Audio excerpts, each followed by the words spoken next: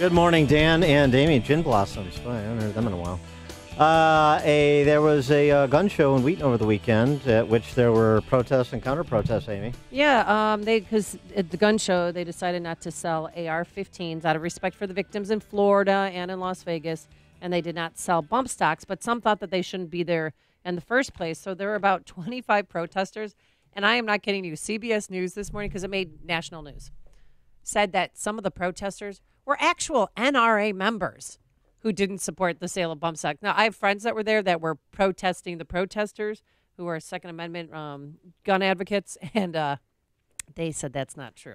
By the way, there's votes again this week on gun control legislation in Springfield. And there's also alerts that have been sent out by the NRA and the Illinois State Rifle Association regarding this gun licensing bill that's going to the governor's desk and what he's going to do about it. This would create open-ended regulations of federally licensed gun dealers in Illinois. Could include things like a gun registry in the state with this administrative oversight body that the legislation would create. And Governor Rauner is likely to sit on this through the primary? Yeah, and then sign it right after the primary. So our gun owner is going to be snookered by Rauner. That's about the last group he has to betray to complete the cycle in his last 3 years. More on the protest and these related topics. We're pleased to be joined by Bob Garza, who is a member of Illinois Gun Owners Together and was out at the gun show over the weekend. Bob, thanks for joining us. Appreciate it. You're very welcome. Thank you for having me on your show. So since you can offer a first-person account, why don't you separate the facts from the reporting on what happened over the weekend in Wheaton for us? Well, it's very interesting. I've seen some of the reporting that was done on the Washington Post. I was interviewed by CBS. One of our individuals was interviewed by Univision. I've seen that online. I just find it real interesting, the disconnect between what actually happened out there and how things were reported. So what happened? All right, so what happened? Yeah. Well, for one thing, if you looked at the Washington Post article, they show close-up pictures of the protesters, those who did not want to support our Second Amendment rights. They show close-ups of their posters.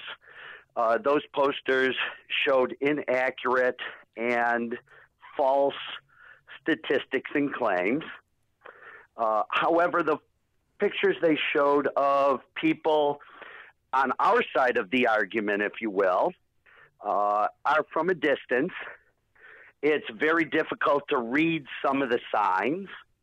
The signs we did have that were in very large, bold print could have been read easily by someone who was across the street, 10 car lengths away.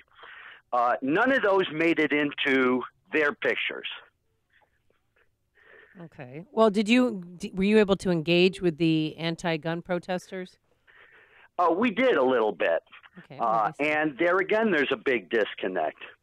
The leader of the organization opposed to guns, on her Facebook page, on their organization's page, they posted all sorts of claims that those of us on our side were attacking them, that we were yelling and screaming at them, that we were just misbehaving, if you will.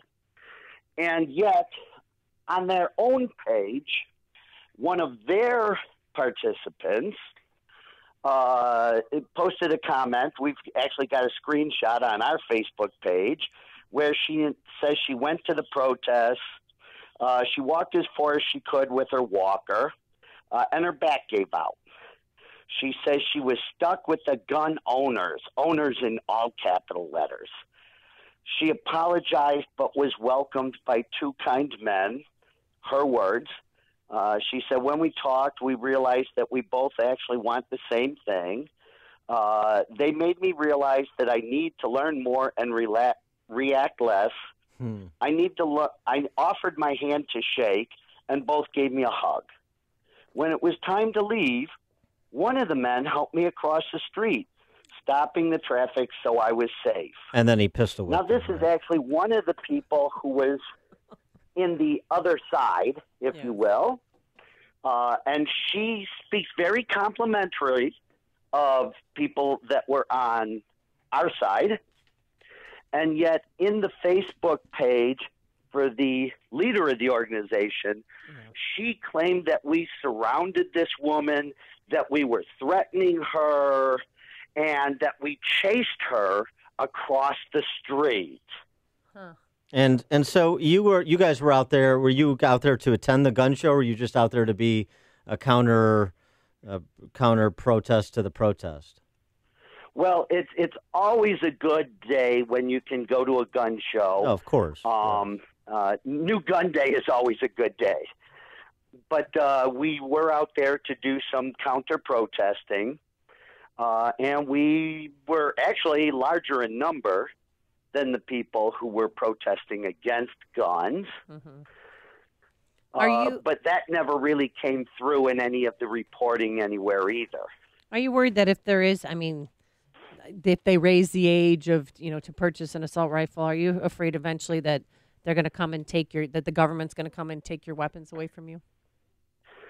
You know what? That's a good question. Very fair question to ask. For the past number of years, well before the last presidential election, individuals who were claiming they wanted common sense gun laws, gun reform, always said, no one's coming to take your guns. Yet history in our own country has shown that our own government does restrict its own citizens, that our own government has either gone out to confiscate guns or has attempted to confiscate guns. And no one on the other side of the argument they're so misinformed or uninformed, they know nothing about any of it. Well, there's legislation in Springfield right now where the sponsor, Michelle Mussman, raising the legal age for a rifle to 21, said, we will come to, what are you going to do about the 18 to 21-year-olds who have rifles? We're going to come get them. So, it takes a lot of the guesswork out of it. I don't know why this is seen as some kind of like black helicopter conspiracy theory. The people who want to ban guns, who want to take guns away from law-abiding citizens, want to take guns away from law-abiding citizens. It's very straightforward, it seems to me. Well, if you look at the New York's so-called SAFE Act that they enacted after the Sandy Hook school shooting in 2013, they required everyone who owned what was called an assault rifle had to both register the weapon and they had to register all their magazines, that, again, so-called high-capacity magazines. In testimony before the state legislature, the New York State Police said that they estimated that there were 1.5 million AR-15s in the state of New York. And they estimated possibly tens of millions of 30-round magazines. Yeah, right. Now, just a couple of years after the law was passed, at a time which made failure to register a felony, they were actually questioned as to how many people had actually registered guns. Only 40,000 AR-15s had been registered of an estimated 1.5 million. Yeah, right. No, I get the point is, one county sheriff was asked if he planned on sending his deputies out to confiscate all these now illegally owned guns, and his response was, do you think I want my deputies getting shot?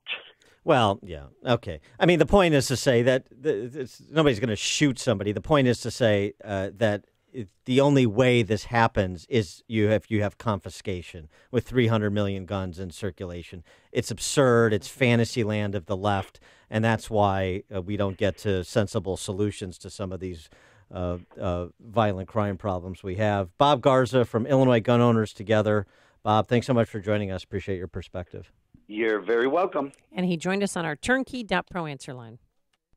Listen to podcast of Dan and Amy from the AM 560